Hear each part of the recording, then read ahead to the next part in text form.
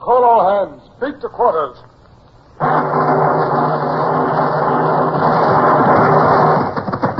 Run out the guns. Stand by the starboard battery. One broadside into it, if you please, Captain Bush. Pointers on target.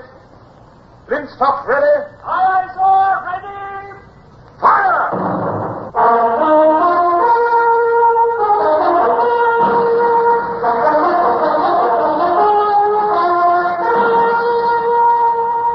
Presenting Michael Redgrave as C.S. Forrester's indomitable man of the sea, Horatio Hornblower.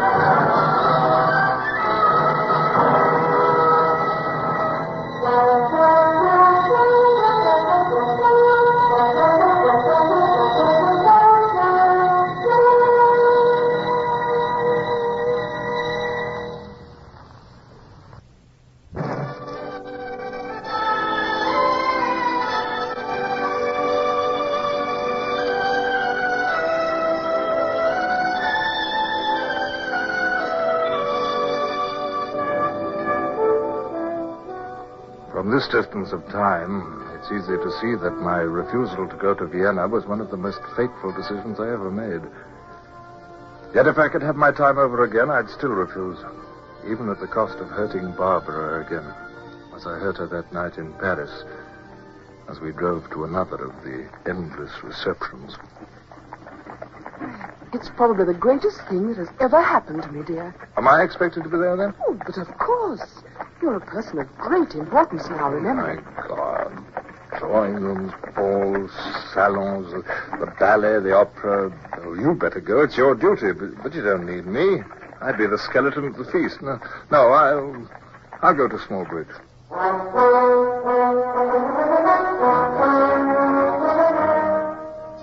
And to Smallbridge it was I went.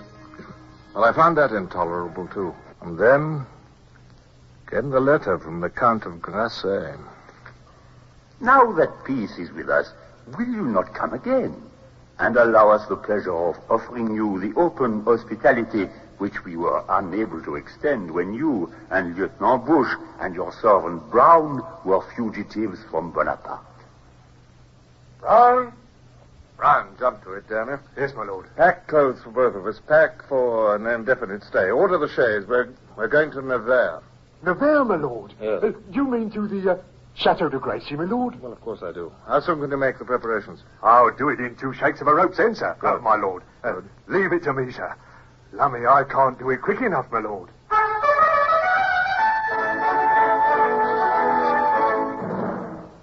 I was almost afraid to face the reason for my eagerness to reach the chateau again.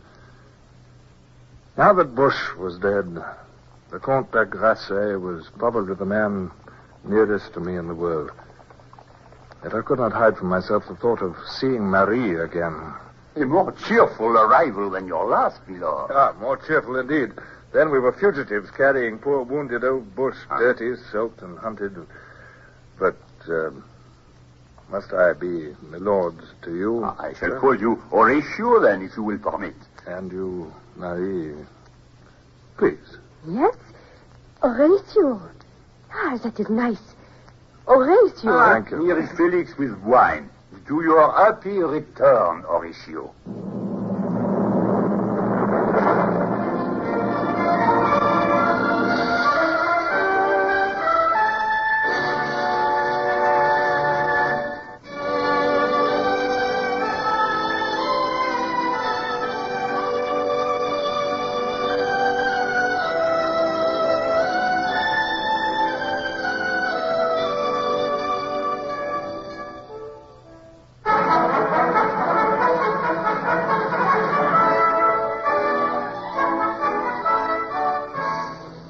fond as I am of a rubber, the play that evening seemed interminable.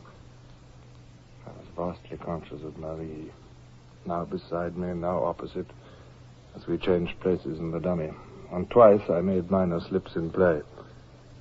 Even when, after 2 rubbers, Mary pleaded tiredness and left us, the ordeal was not ended, for the Count proposed that we two should play piquet. As Mary had left the card table, one glance had passed between us. A glance which, though it did not endure for more than 1/10 of a second, had been long enough for each to tell the other all. I played piquet as badly as I'd played whist. And at the end, the Count was rueful and apologetic. I fear this has been a disastrous evening for you, Horatio. This is a discourteous way to treat a guest. Oh, I'd rather lose in this house than win in any other. That is too high a compliment. But with you here, I do not care whether I win or lose. I trust you will be making a long stay. Well, like the fate of Europe, that rather depends on the Congress of Vienna. This house is yours. Marie and I both wish you to look on it as your own. Poor child, she is lonely here and finds little companionship but mine. I've often wondered that she's not remarried. I, too. It is 6 years since my son died, and I know you would have wished it. But she is loyal to me and will not leave me, despite my suggestion that she should live in Paris. But you are tired after your journey. Let me ring for your candle. Thank you.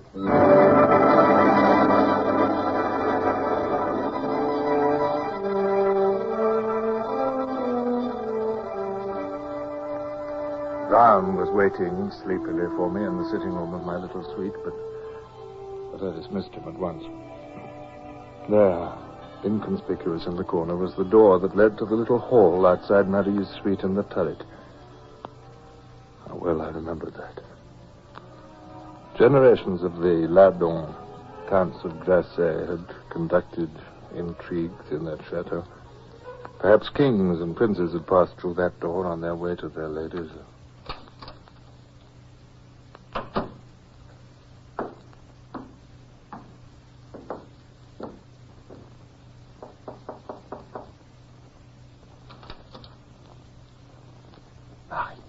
Horatio. My darling. To sink into our arms. To sink into peace and happiness. Illimitable peace. Like that of the sea at sunset. I knew that I was cruel to come back and claim her like this. That it was selfish to make her suffer again as she had suffered 4 years before. But I knew, too, that she would not have it otherwise. Oh, I love you so, Horatio. Marie.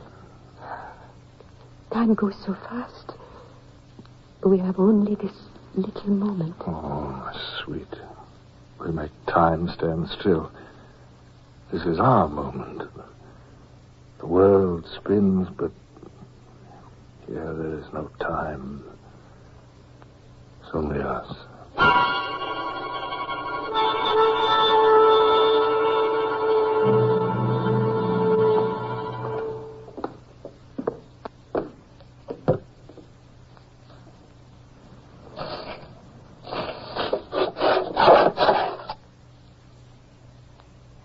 Breakfast tray, my lord. I've poured some coffee. Well, thank you, Brian. Just leave it there, will you? Yes, my lord. May I speak to you, my lord? Well, no. Well, of course. Well, what's the matter with you this morning? Anybody who didn't know you would think you were shy, Brian. Well, sir, I mean, my lord, I don't rightly know as it's a thing your lordship wants to know about. I mean, I don't want to presume, sir, my lord, but... Oh, spit it out, man, and call me sir if it's any comfort to you. Thank you, sir. It's this way, my lord. Sir, I'm wanting to get married. Married? Good God. Yes, sir. That's what I thought, my lord. Well, I always thought you were a terror for women, but I never thought of you getting married. Who's the lucky woman? Annette, my lord. Jan's daughter.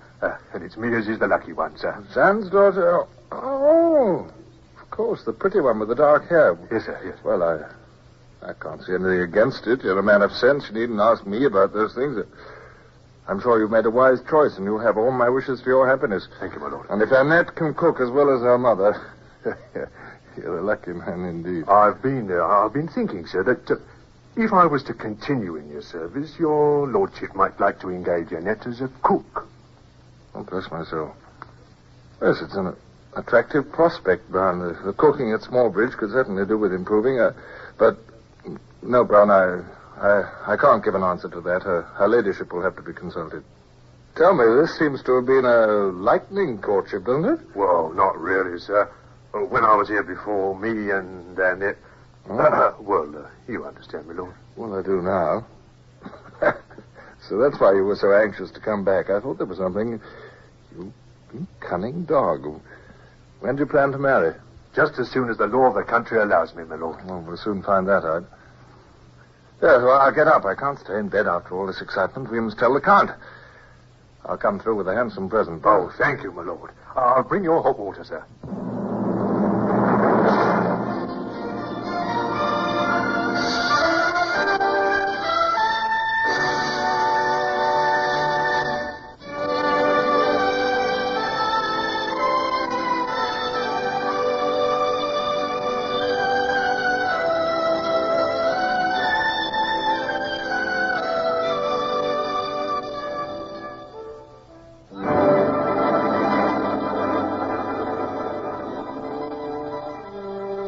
He was happy indeed. And so was I. Even if I perhaps envied Brian the public way in which he could claim his love, Marie and I were forced to be a little furtive. I was troubled that the Count might feel that I had abused his hospitality should he discover our secret. I was troubled no less on Barbara's account. I knew that she would know. She would say nothing, but she would know. But that was in the future. In the present was the lovely spring weather and the ecstasy of absolute love, unalloyed, without reservations. After all my years and tribulations, it had come to me at last. No shadow crossed our happiness until one morning when the Count entered my room unexpectedly and early. He was haggard and disheveled and still in his dressing gown. My friend, pardon me, but I could not wait. There is bad news. The very worst. Oh, what has happened, Count? Bonaparte is in Paris. The king has fled, and Bonaparte is emperor again. What? All France has fallen to...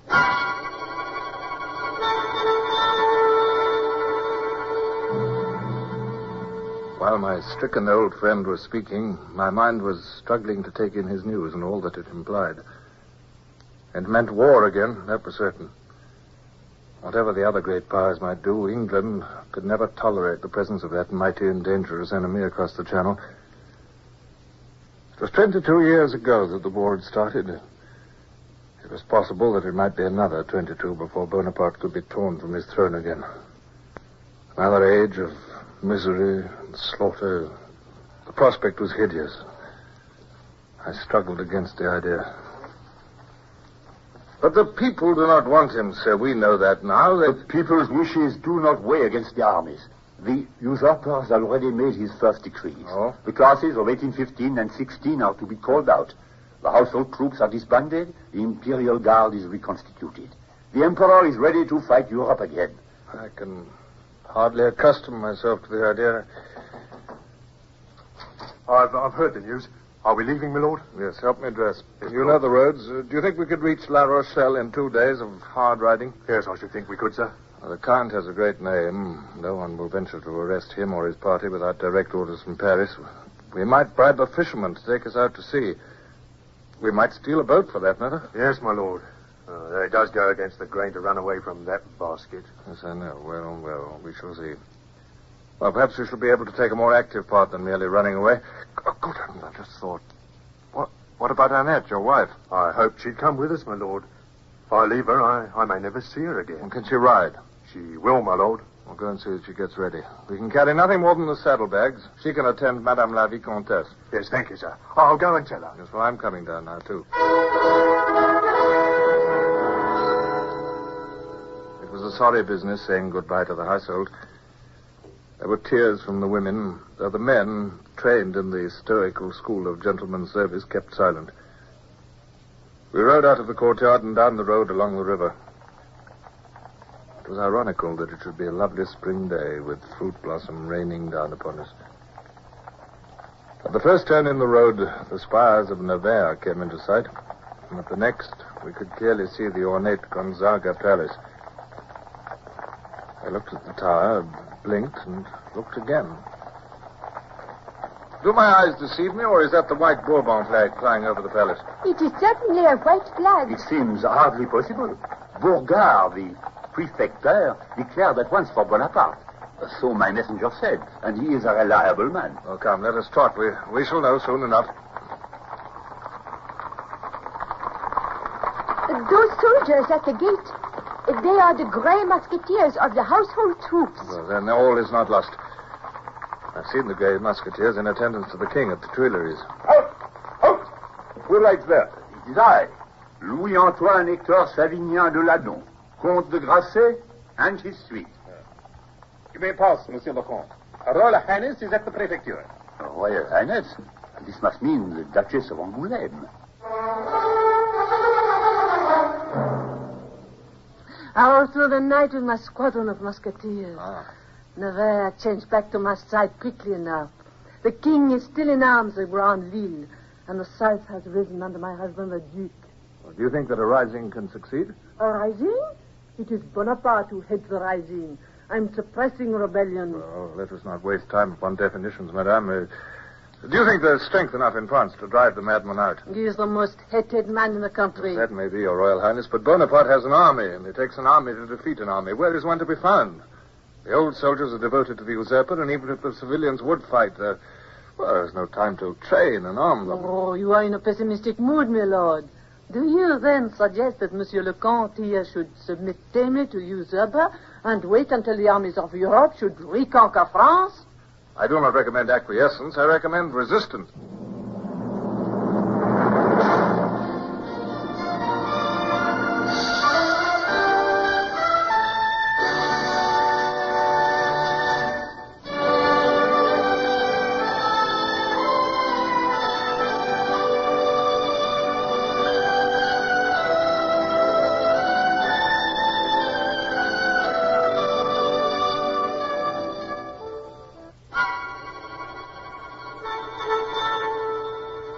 It is surely Lord Hornblower's duty to save himself and his talents for England. No. I'll stay with Monsieur le Comte, if he will permit me. But Horatio, Lord you... Hornblower, we thank you and gratefully accept your kind offer. Oh, very good. Well, that is settled. Now, as to Madame la Vicomtesse, you will, of course, accompany Her Royal Highness? I shall do nothing of the kind. Navi. You will need every man, and I am as useful as a man. I know every ford and bridle path around here. I, too, shall stay with Monsieur le Comte. Oh, yes, that is sound sense. And then, my lord, I leave you to plan your campaign while I prepare for mine. Thank you. I need maps. Maps of roads, rivers, forests. Maps, and then more maps.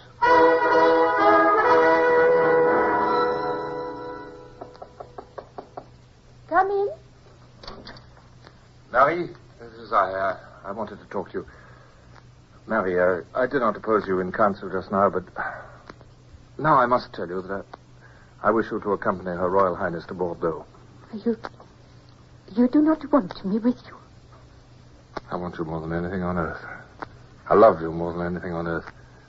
But there's no love where we are going, only hardship, hunger, pain, probably death, a miserable, unheroic death. That I know, Horatio, and I would rather share it with you than live without you.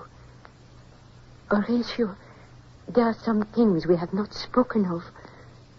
I have always known that our love must end in tragedy. Marie. It is a thing I have nerved myself to bear. I must give you up, either to death or to your wife. But until then, I will be beside you in whatever is to come. There are worse things than death, Marie. And there is nothing worse than to lose you. God help me, Marie. I cannot refuse you. I need you, too. Horatio. I knew that this was inevitable. Dimly, I could see the tragedy that the future held. But it was war again, and I was a man of war. Even with Marie in my arms, I was still planning and scheming the campaign. And if my heart was heavy with foreboding, my blood was stirring, too, with the call to arms. Out in the forests of the Loire awaited my destiny. Death or victory.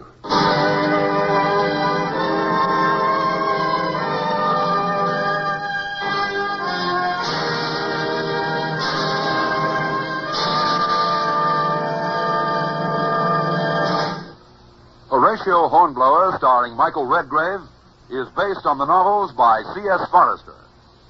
Music composed and conducted by Sidney Torch. Produced by Harry Allen Towers.